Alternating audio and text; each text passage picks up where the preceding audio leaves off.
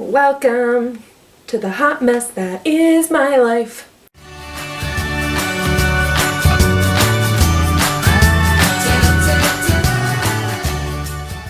Hello sunshine, it's Rachel. What else do you need to know? So, it is time for another book review. That's a air horn, but I said it with my mouth. There you have it. In this special edition of my book review, almost every single book is queer. You know, it's in honor of a Pride Month.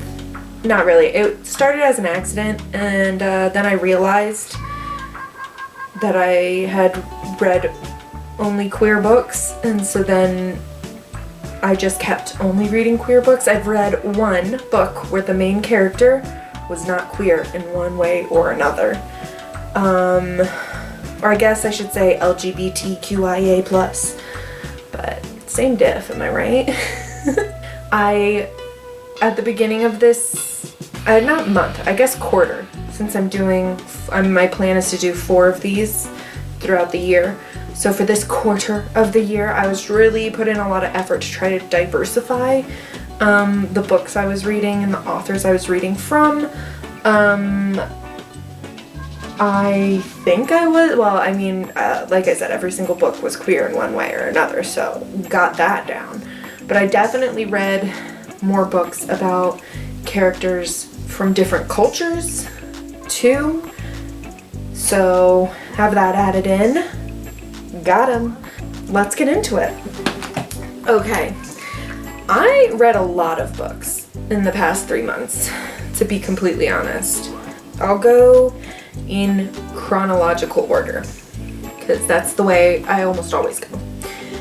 The first book in this book review is going to be a book called The Fascinators by Andrew Eliopoulos. I know I said that last name wrong, but as always, the names and authors of the books will be in the description below, so please check that out because I know I'm tearing the names to shreds.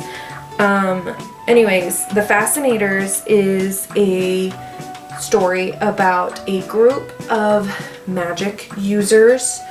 It's a magical realism.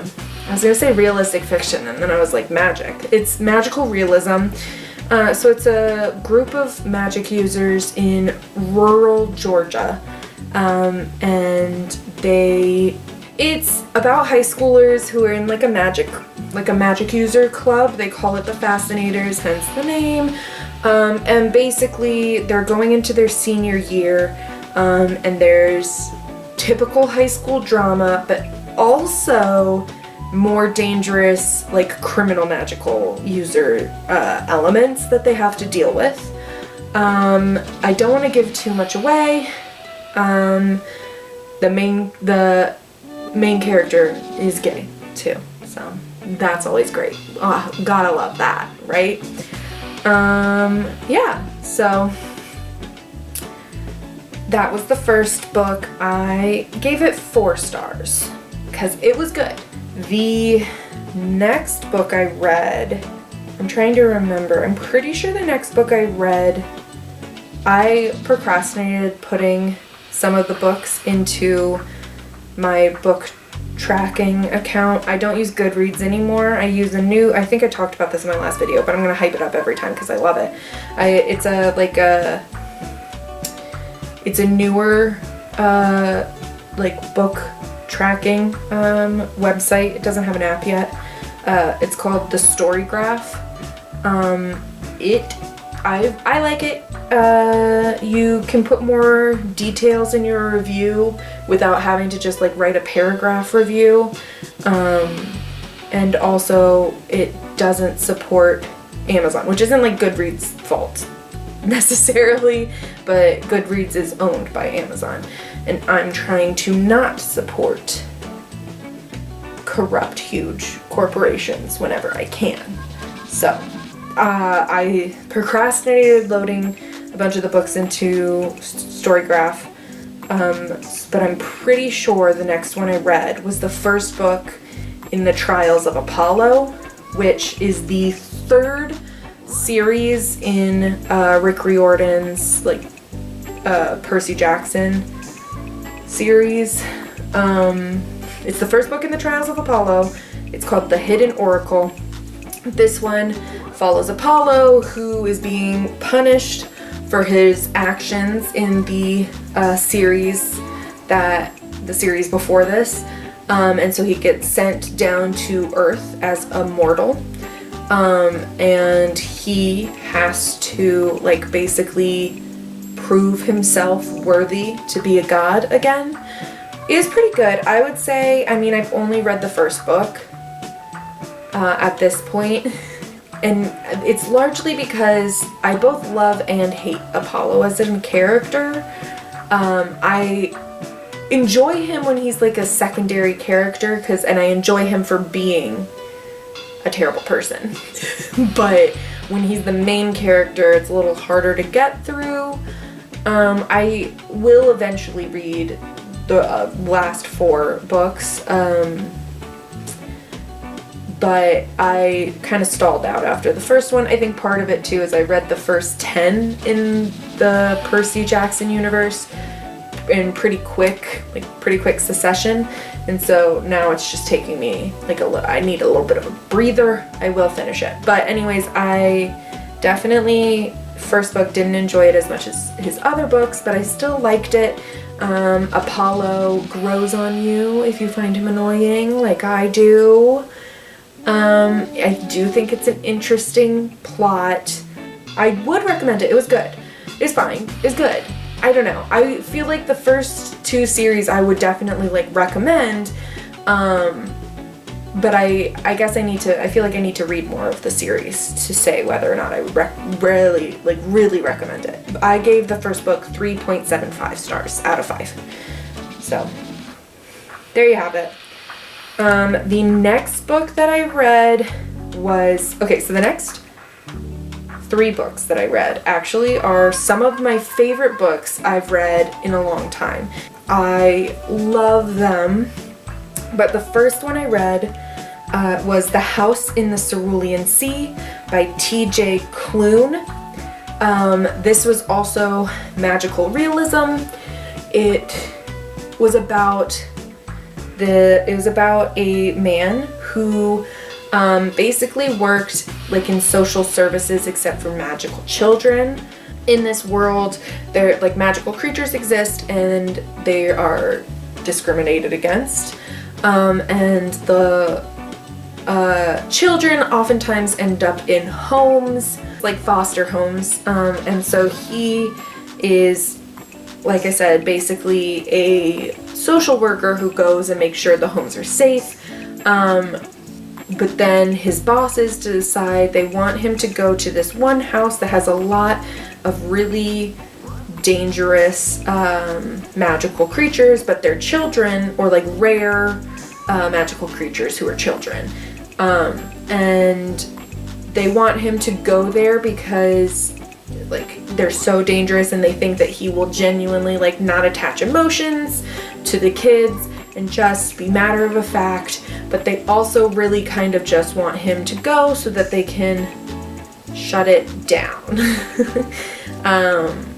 It was a really good book. It was 5 stars for me. Honestly, I think out of the 3 that I read that I loved so much and are probably some of my new favorite books, this one was my favorite. It's my favorite book I've read in the last year and a half. So I don't know. It's just like I cannot say how much I liked it. It was so good. The characters are so interesting. And like the moral dilemmas, despite being applied to like magical creatures, is very like realistic and very applicable to the real world, which I personally enjoyed. So there you have it. I 100% recommend it. I think everyone should read it. I think just everyone, just read it. It's so good. The book after that I read was called Cemetery Boys by Aiden Thomas. I also gave it 5 stars. Just to get that out there. I also loved this book. It's about a queer trans Latinx boy who lives in a community. This is also magical realism. Don't know if you can tell, but I love me some magical realism. But who lives in a community of, what are they called? Brujos and brujas, which I do think they use that word, and then another character says, oh, you're witches. So I'm assuming that translates to witches, but they say not to use the word. I don't know, man.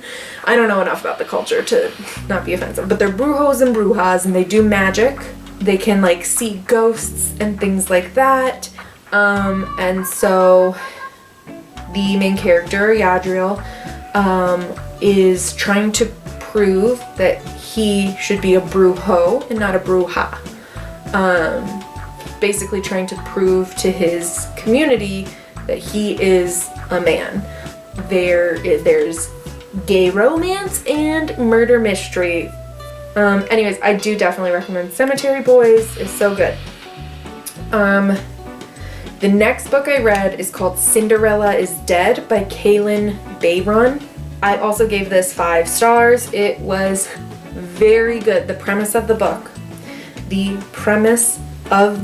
is that Cinderella was real.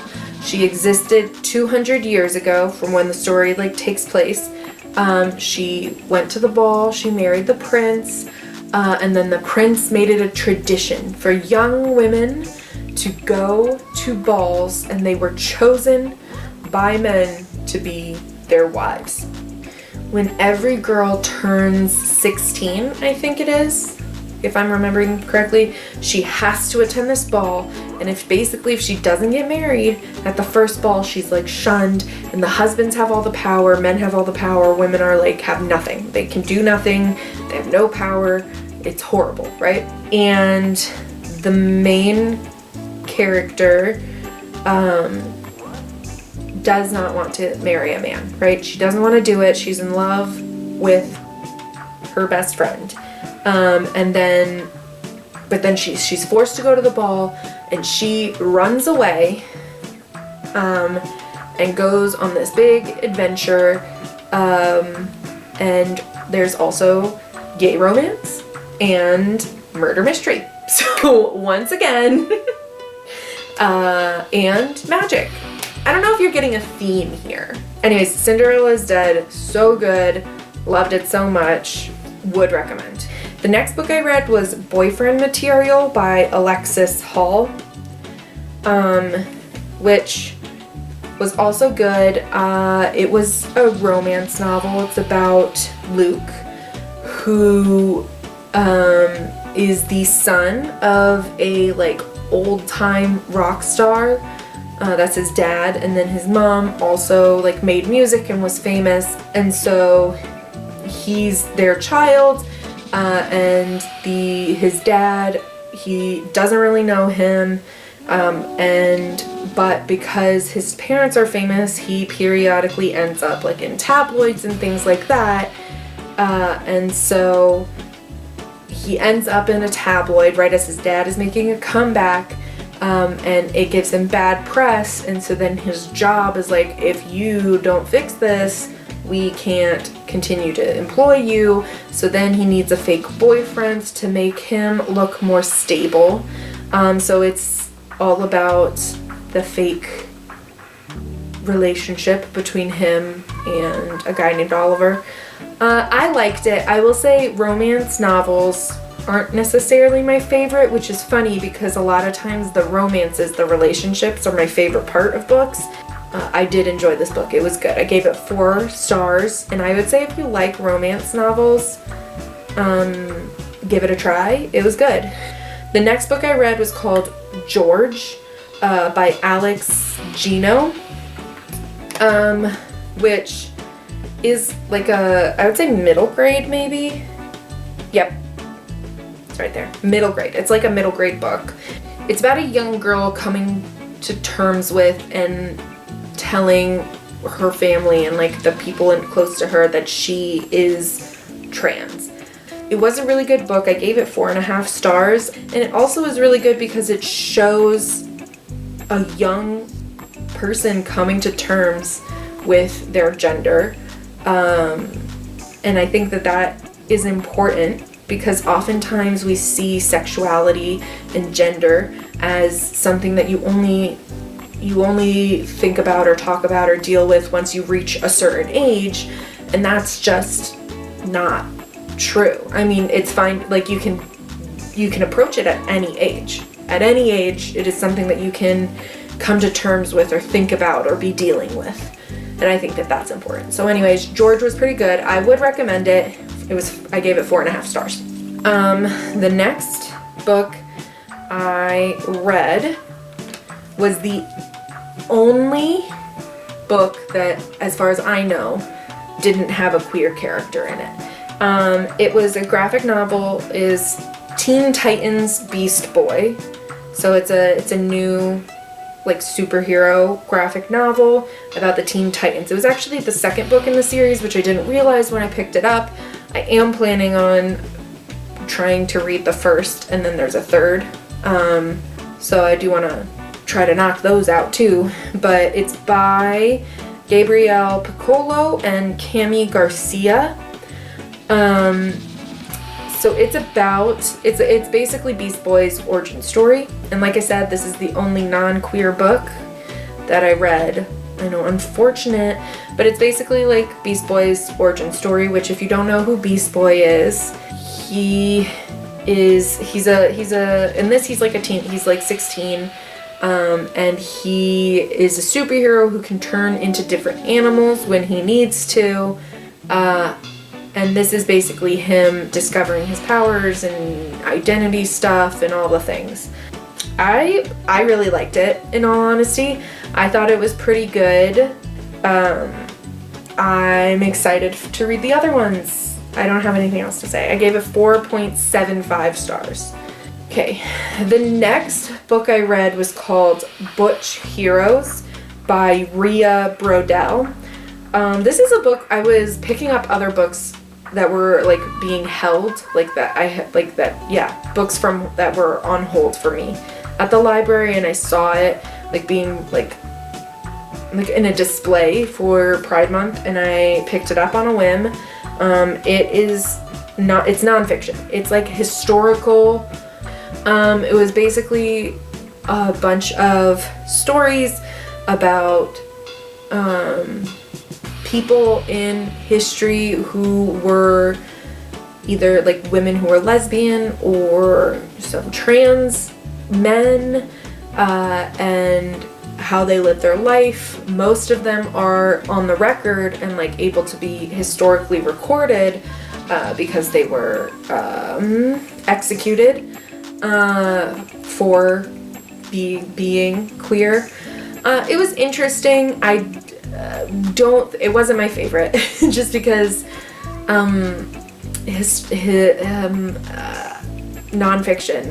historical nonfiction is just not my favorite. But it was informative and it was interesting. I gave it 3 stars. If you're interested in queer history, I would say it's a quick read. I read it in like an hour, maybe an hour and a half. So it's a quick read if you're interested in it. And then the last book I read was Heartstopper Volume 1 by Alice Oseman. It was also a graphic novel. It was about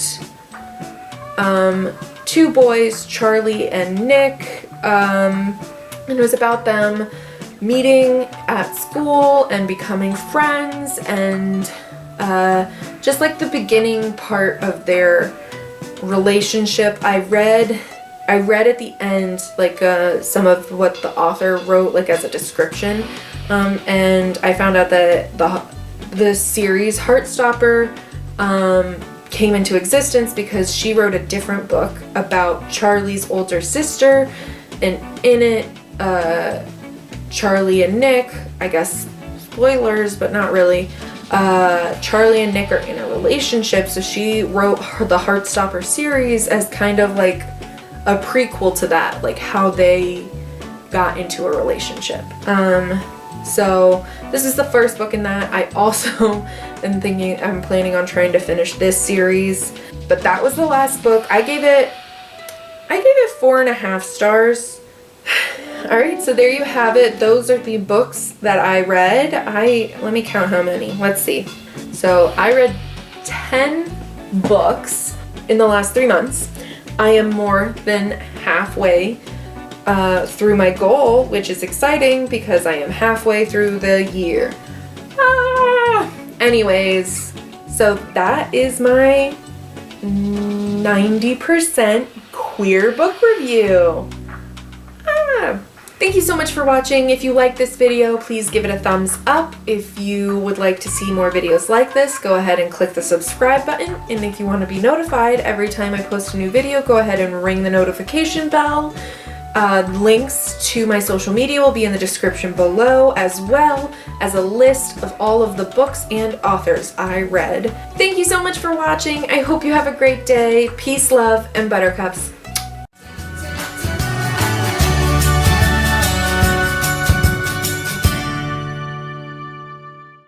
It's kind of low-key fantastical. Don't know how to talk. I don't know how to talk.